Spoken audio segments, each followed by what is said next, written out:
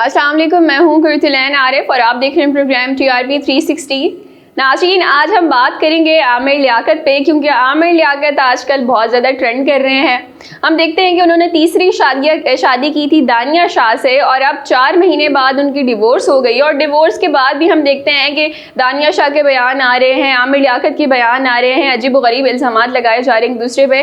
लेकिन आज हम ये बात करने वाले हैं कि आमिर लियाकत की जर्नी क्या थी, कहाँ से उन्होंने स्टार्ट किया और आमिर लियाकत को आमिर लियाकत बनाने के पीछे कौन लोग हैं, उसी पर बात करेंगे। हमारे साथ मौजूद हैं शब्बीर हुसैन, प्रोग्राम में वेलकम करेंगे। अस्सलाम वालेकुम। वालेकुम अस्सलाम।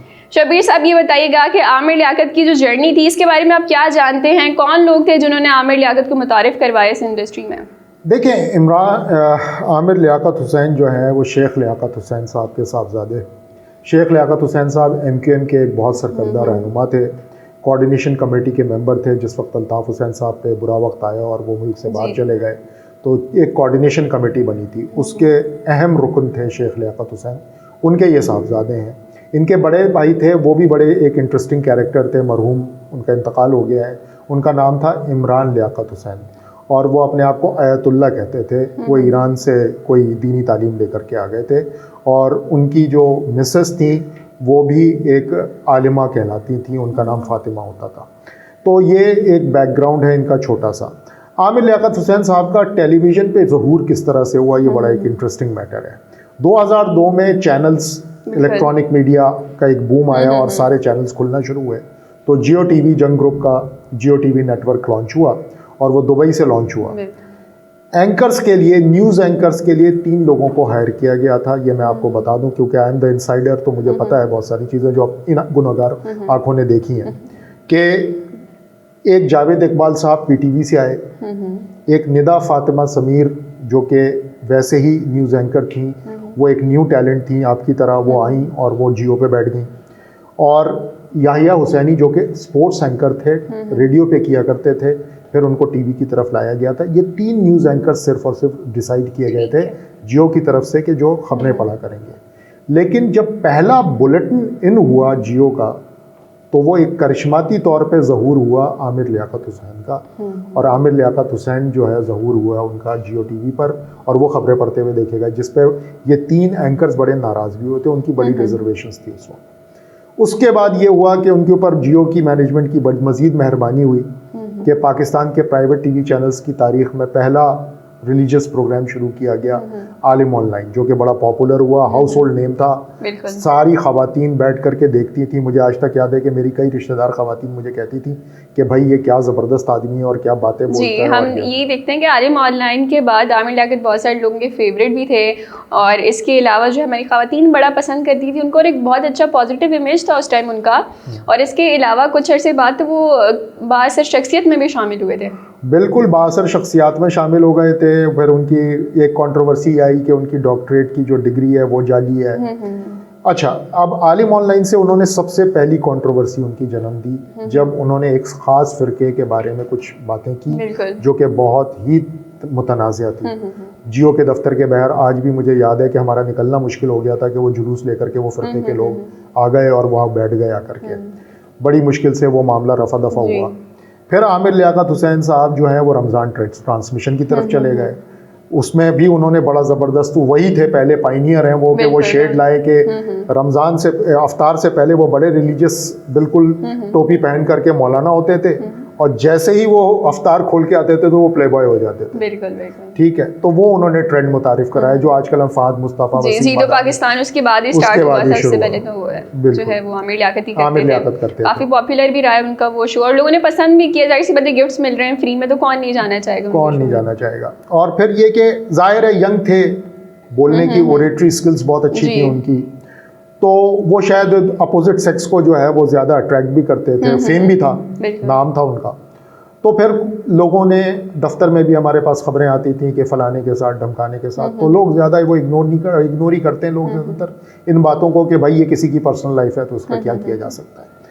तो ये एक सिलसिला चलता रहा। उसके बाद एक वक्त ऐसा भी आया कि जियो टीवी नेटवर्क, जो कि पाकिस्तान का उस वक्त तक नंबर 1 टीवी नेटवर्क था, वो उसके प्रेसिडेंट बन गए और जब वो प्रेसिडेंट बन गए उस नेटवर्क के तो बड़ा रिजेंटमेंट थी, शदीद रिजेंटमेंट थी। मुझे याद है वो दिन आज तक कि हमारी एक साथी होती थी सना बुच्चा साहिबा, जो कि उस वक्त लेकिन शो करती थी हमारा। उन्होंने ऑन द फ्लोर ऑफ जियो, जो एग्जीक्यूटिव फ्लोर था, वहाँ खड़े होकर अपना प्रोटेस्ट रिकॉर्ड कराया कि आपने किस आदमी को जो है प्रेसिडेंट बना दिया और मैं इन प्रोटेस्ट रिज़ाइन कर रही हूँ, मैं जियो छोड़ के जा रही हूँ। इसी तरह इस वक्त के जो MD न्यूज़ हैं अजहर अब्बास साहब, वो उस वक्त डायरेक्टर न्यूज़ होते थे और उन्होंने भी अपना रिजेंटमेंट शो किया था कि जी ये बिल्कुल भी सही बात नहीं की गई है। डायरेक्टर प्रोग्रामिंग माज एहसन गांधी साहब जियो के, उन्होंने अपना रिजेंटमेंट शो किया था कि जी ये बिल्कुल गलत किया है, किस आदमी को आपने, एक हमारा ब्रांड है, एक हमारा नेम है और आपने वो बना दिया। तो ये एक पूरा सिलसिला है, बैकग्राउंड है आमिर लियाकत हुसैन का। शादी उनकी पहली, फैशन डिपार्टमेंट में डॉक्टर बुशरा इकबाल काम किया करती थी जियो के, और जियो का fashion department by the way जंग बिल्डिंग में नहीं होता था, वो यहाँ शफी कोर्ट के ऊपर होता था, मेट्रोपोल होटल के सामने। तो आप सोचें एक फासला है मेट्रोपोल होटल और जंग बिल्डिंग का, लेकिन इन्होंने ये वो फासला ख़त्म किया था डॉक्टर साहब ने, ठीक है। और हालांकि उस वक्त व्हाट्सएप वगैरह का कोई सिलसिला नहीं होता था, सोशल मीडिया इतना एक्टिव नहीं था, लेकिन ये इनका करिश्मा है डॉक्टर साहब का कि इन्होंने वो फासले मिटा दिए थे और वो शादी हुई और वो कामयाब शादी थी, एक बहुत अच्छी शादी थी। वो खातून बड़ी सेंसिबल है, आज भी बड़ी सेंसिबल है। उन्होंने 2 बहुत अच्छे बच्चे पाले हैं। तो लेकिन वो वजह समझ नहीं आई कि ऐसा क्या हुआ कि उनको दूसरी शादी करनी पड़ गई और फिर तीसरी करनी पड़ गई। जी सर, उसके अलावा हम देखते हैं कि आमिर लियाकत की जो आलिम ऑनलाइन प्रोग्राम करती थी, इसके अलावा जो भी प्रोग्राम करते थे उसके जो बिहाइंड द सीन होते थे वो वीडियोस लीक हुई थी, जिनमें वो गालियां देते पाए गए हैं और अपने जो गेस्ट थे जो उनसे सवाल करते थे वो उनका मजाक उड़ाते थे। एक सवाल बहुत फेमस हुआ था, बड़ी नाजुक सूरत हाल है, उनके साथ मौलाना साहब बैठे थे तो उन्होंने मजाक उड़ाना शुरू कर दिया था उस चीज़ का। तो हम देखते हैं कि जो आमिर लियाकत की लीक वीडियोज़ हैं, ऑडियोज़ हैं, उनकी वजह से बड़ा कॉन्ट्रोवर्सी का शिकार रहे हैं। उसके बाद जब इनकी दूसरी शादी हुई है, तीसरी शादी हुई है, तो इस यहाँ पे हम देखते हैं कि ये जो टाइम पीरियड था इसमें आमिर लियाकत इतने ज़्यादा बदनाम हो गए थे। और दूसरा ये चीज़ उनकी अपने शोज़ में दिखाई देती थी, लाइव शोज़ में। इसके अलावा जब वो रमज़ान ट्रांसमिशन करते थे तो रमज़ान जब तक रोज़ा होता था तब तक वो सारे काम कर रहे हैं, भाग भाग के नातें पढ़ रहे हैं, कुकिंग कर रहे हैं, तिलावत कर रहे हैं। जैसे ही रोज़ा खुलता था तो वो अपनी ऑडियंस से सवाल करते थे और अजीब व गरीब किस्म की हरकतें। एक उनका सेगमेंट था प्रोग्राम का हॉट सीट, उसमें बैठ के अजीब व गरीब ख़वातीन आ जाती थी तो उनसे सवाल करते थे, डबल मीनिंग। इसके अलावा जी नागिन डांस उनका बड़ा फेमस हुआ था। तो इस हवाले से आप क्या कहेंगे कि आमिर लियाकत ये सब क्यों करते थे? अगर हम आपसे पूछेंगे क्यों करते थे तो आपका क्या ख्याल है? देखिए, हर इंसान की अपनी कैरेक्टरिस्टिक्स होती है ना, हर किसी की एक शख्सियत होती है। उनकी शख्सियत का एक पहलू ये भी था, वो एंटरटेनर तो थे, बिल्कुल, वो आज भी एंटरटेनर हैं, ठीक है। तो अब वो एंटरटेनमेंट के लिए उनकी जो ऑडियंस थी वो उसी को अपील करते थे। वो कुछ को उनका नागन डांस पसंद आता होगा। वो अगले दिन मैं एक सोशल मीडिया पे पढ़ रहा था, एक खातून ने लिखा था कि मैं उसकी फ़ैन तो नागल डांस देख कर ही बनी। तो ये भी एक पहलू है, हो सकता है वो उनको अपील करता हूँ। ये जो आपने लीक वीडियो वाली बात की ना, आलिम ऑनलाइन की जो लीक वीडियो हुई, इसका भी एक बैकग्राउंड मैं आपको बताऊँ। ये लीक कब हुई? ये लीक तब हुई जब आमिर लियाकत हुसैन जियो छोड़ के बोल चले गए और बोल में उन्होंने एक प्रोग्राम शुरू किया, ऐसे नहीं चलेगा, ठीक है। ऐसे नहीं चलेगा में उन्होंने एक कंपेन चलाई जियो और जियो के मालिकान के खिलाफ, मीर शकील उर रहमान साहब के खिलाफ। उसके जवाब में इंटरनली, अब मैं नहीं कहता कि वो बाज़ाब्ता बाय डिज़ाइन हुआ था, लेकिन किसी ने वो शरारत ज़रूर की थी। क्योंकि देखिए वो कंटेंट जो बिहाइंड द सीन कंटेंट होता है ना, वो जैसे हम यहाँ शो कर रहे हैं, तो यहाँ का बिहाइंड द सीन कंटेंट इस कमरे में जितने लोग हैं ना, बस इनके अलावा किसी को नहीं पता कि ये क्या हो रहा है यहाँ पर, ठीक है। तो ये behind the scene content definitely Jio से लीक किया गया था और उस बदले में किया गया था जो बोल पे बैठ के वो कर रहे थे उसमें। तो ये बाज़ाब्ता टिट फॉर टैट हुआ था। अब मुझे पता कि उसमें मालिकान के हद तक शामिल थे, लेकिन मैं एक बात फैक्चुअली बिल्कुल ना मैं आपको बताऊं जो मैं विटनेस कर चुका हूं। आमिर लियाकत को बनाने वाले भी जियो के मालिकान थे, आमिर लियाकत को कुछ हद तक तबाह करने वाले भी जियो के मालिकान है। बाकी तो उन्होंने खुद सेल्फ डिस्ट्रक्टिव तो वो खुद ही मिशन पे निकले हुए, ठीक है ना, कि कोई आदमी तीसरी शादी करे, अपना इमेज खुद ही खराब करने में लगे हुए। बिल्कुल ऐसा ही है। और दूसरा, हम उनके अगर पॉलिटिकल कैरियर को देखें तो उनका जो करियर था एमक्यूएम से उन्होंने स्टार्ट किया था, बीच में पीटीआई के साथ आ गए और कुछ दिन कबल ही उन्होंने जी इमरान खान के अगेंस्ट वीडियो भी बनाई थी। और अब तो वो कहते हैं कि मेरी तीसरी शादी खत्म हुई तो उसके पीछे भी इमरान खान की साजिश है पीटीआई की। तो देखें, इस वक्त तो वो जो चाहे कहें, सूरत हाल तो इस वक्त ये आ गई है कि उनके पास बकौल उनके पास उनके कुल जायदाद में से अब सिर्फ और सिर्फ वो वालिद की तरफ से तरके में जो मकान PCHS का मिला था, जिसकी मालियत कोई लगभग 11-12 करोड़ रुपए है, वो रह गया। और उस पर भी दावा दायर कर दिया है इनकी तीसरी साबका बेगम साहिबा ने।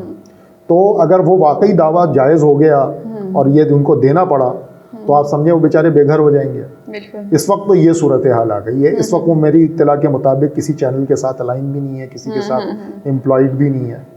तो ये सूरत हाल आ गई है। तो इस वक्त तो वो बेचारे इतने परेशान होंगे कि वो कुछ भी कहें, लेफ़्ट राइट सेंटर, वो जिसको चाहें। हालांकि मुझे नहीं समझ आती कि इमरान खान का इस सारे मामले के अंदर क्या लेना देना है। दानिया शाह को तो वो खुद मिलवाने लेकर के चले गए थे PM हाउस इमरान खान साहब से। तो मुझे नहीं पता कि वो किस पैराए में कह रहे हैं। हो सकता है उनके पास, जाहिर है वो घर के भेदी हैं, उनके पास कुछ और भी होंगी डिटेल्स। जिस तरह की चीज़ें वो लोगों को सोशल मीडिया पे डाल रहे हैं, हो सकता है वो इसके भी कोई सबूत दे दें ला करके। लेकिन आमिर लियाकत साहब की एक ऐसी पर्सनैलिटी है जिस पर शायद ही अब कोई बिलीव करे, कोई यकीन करे। वो सच कह रहे हैं, झूठ कह रहे हैं, पता नहीं क्या कह रहे हैं, लेकिन जो कह रहे हैं चस्के सब ले रहे हैं। हाँ, लेकिन यकीन शायद चंद ही लोग करें उसके ऊपर। जी नाज़रीन, ये था मेरा आज का प्रोग्राम। फिर हाजिर होंगे नए मौजू के साथ। तब तक के लिए इजाज़त दीजिए। अल्लाह निगहबान।